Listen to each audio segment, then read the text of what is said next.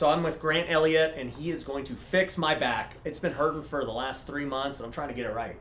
Okay, so 3 months of back pain. We're going to go through a little bit of Q&A, figure out what we should do, go through an assessment, and try some movements to actually give you some relief right now. Okay. So 3 months, and just quick background, what have you attempted so far for this? So I was doing massage, I was doing chiro, I've done some PT work, and I mean, they've all helped to varying degrees, but I still have pain. Okay, got it. And similar story, most people we talk to feel like they've tried it all, and I know that can feel frustrating as well. So a couple of good questions about the injury itself. How did it start? What caused it, if anything did? Yeah, you know what's weird is I played pro baseball, and I never really had back pain. And this happened about 3 months ago after one of my events. So I was speaking, the event was like 12 hours one day, and then the next day my back was just super achy.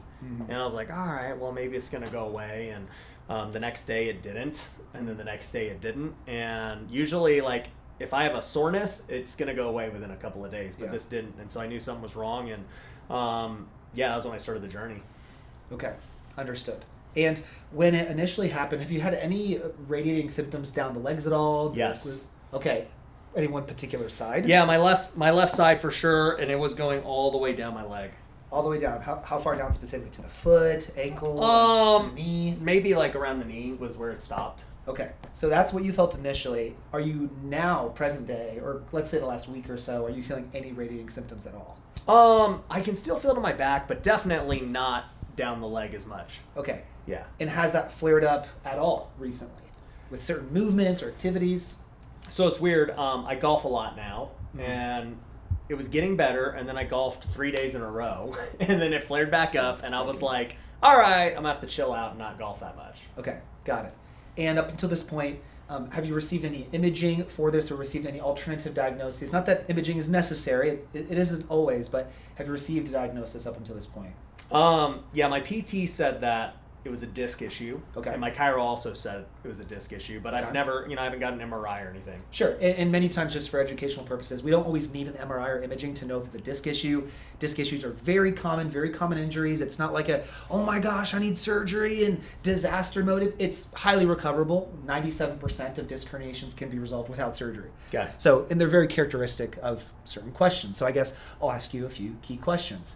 Outside of the standing for long periods, have you noticed if sitting for long periods starts to make that achier or increase symptoms in the leg? I can definitely feel it sitting. I can also feel that I haven't been able to tighten my core the way I used to. Okay. Yeah.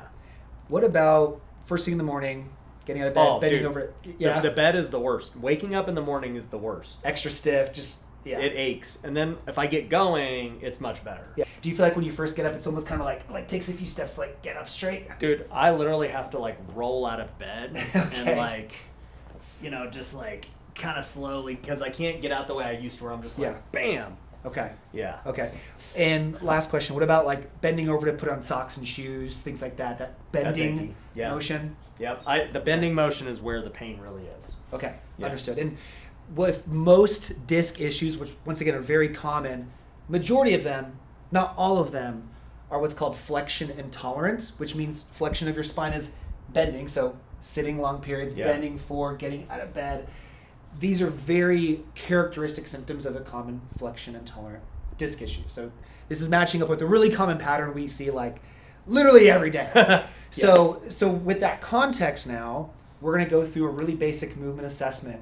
And keeping in mind that we're an online program, I'm not even going to touch you or do anything. I'm just going to coach you through a very typical assessment where you don't really need hands-on. Okay. And we'll just see where your restrictions are. I'll coach you through a movement, and then we'll see how that feels and kind of how we respond. Okay. Cool? Cool. All right. And I just want you to bend forward as far as you can, like you're trying to touch your toes. Just let me know what you feel, if you feel any pain.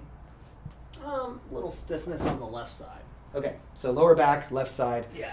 Just to confirm, any symptoms going into the glute or leg of any kind? Not right now, but it was before. Sure, understood. Important context. Bending forward, used to increase symptoms, flexion, intolerant. Yeah. Next movement, still sideways, feet still together. We're going to do the opposite this time. So arms overhead, lean backwards as far as you're able to. Let's see how this looks and feels. Okay. That one's not bad. Yeah. Decent motion. I understand earlier we spoke and you had said you had your physical therapist doing some back bend type motions, which can be really helpful for certain disc issues. When you first started doing that, did you feel like you were extra stiff or stuck into this direction? Yeah, it was like pinching. Okay, yep. Most disc issues will block that motion initially. So pain this way, kind of stuck, block that way. So very common picture. Yeah. Next one, feet however you like. Just give me a regular body weight squat. Just let me know how a squat feels.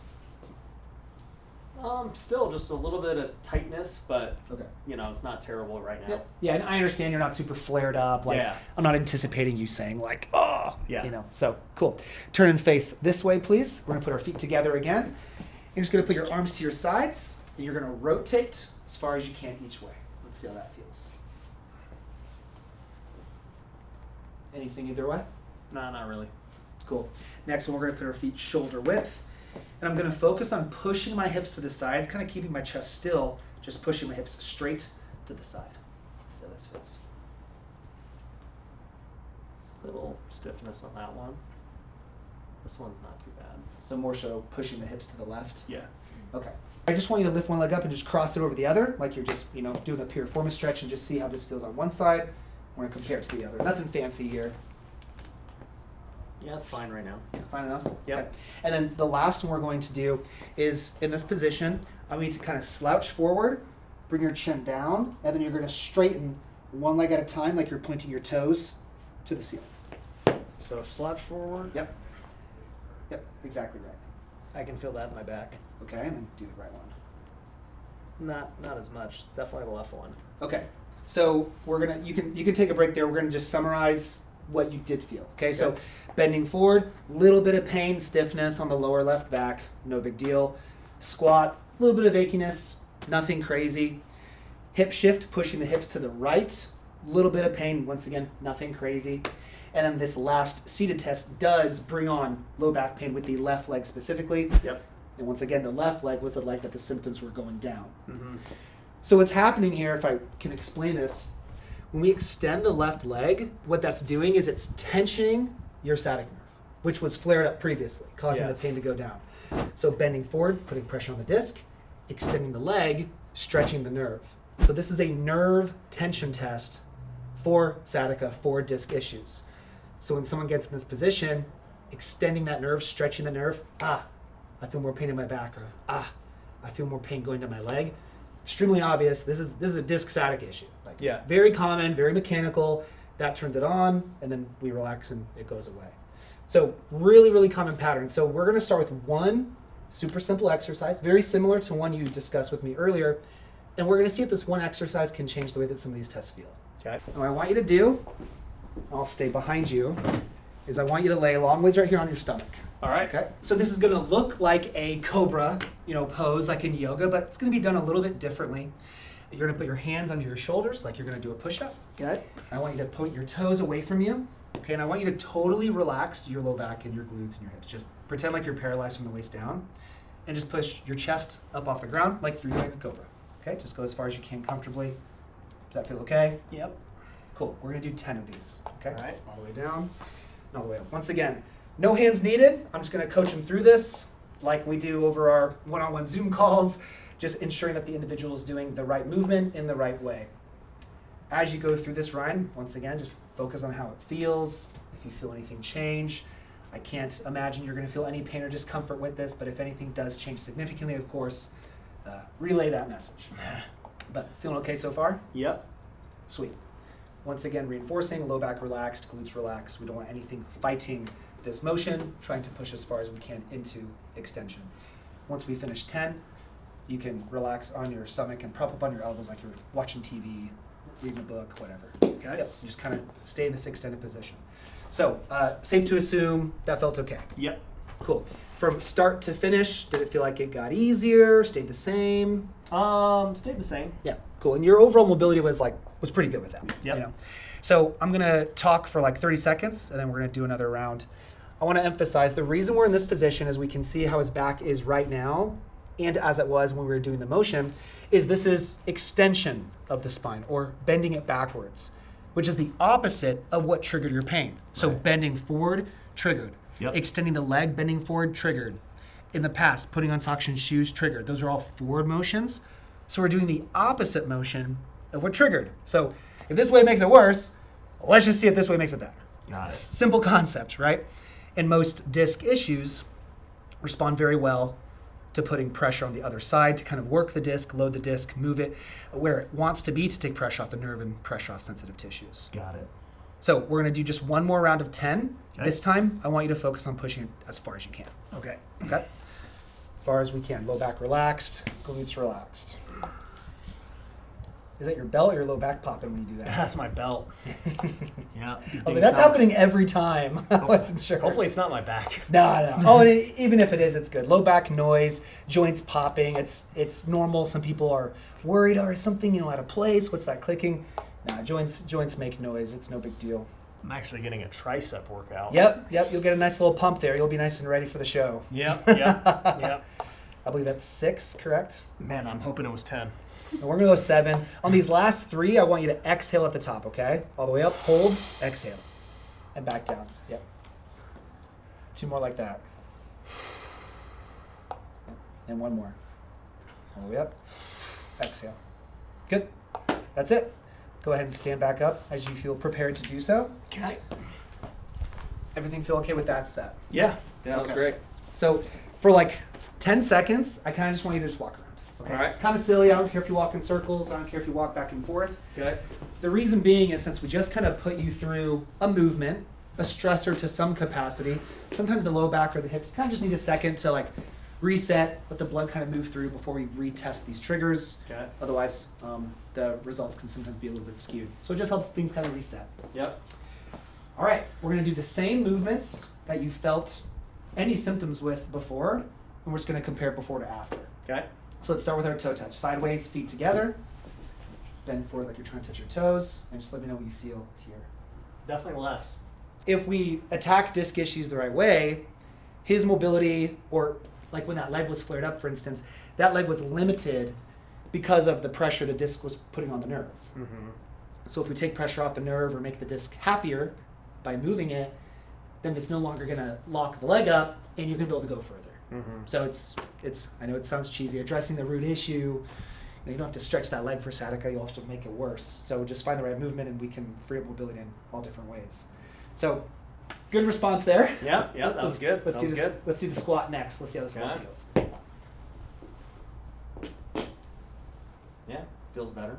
Cool. And truly, if any of these aren't different, feel free to say. Okay, I'm not. Yeah. I'm not paying him to say this. Well, Yep. maybe I am. No, just kidding. No, it feels fine. Yeah. Cool. Okay. Let's switch ahead to the hip shift then, which was the next one Okay. that you felt anything with. Once again, not severe, but we noticed something with. Yeah, it's definitely less. Yeah. Yeah, for sure. I mean, I just feel like more warmed up and like, my body's moving Mm. now. So it feels more loose. And on that term of warmed up, we did 2 short exercises. It's not like I asked you to walk around for 10 minutes, No. which would naturally warm you up. Sure, if you do stuff, you'll get a little bit more limber. The goal with these type of assessments is to see how much of an impact can we make with the least amount of time and the least amount of effort. Right. Which tells us, okay, this was more targeted and more specific. Yeah, I did 2 sets of 10. Yeah, it was Yeah. pretty minimal in the grand scheme of things. Yep. So now the most important test I think out of all of this, that last one that actually, and you can correct me if I'm wrong, would you say that had triggered your symptoms the most out of all these tests? Yeah. Cool. Let's redo that one. Let's see what the result is there. Let's actually do this one sideways Okay. for the angle so that people can see how we're demonstrating it. Okay. So the hunch.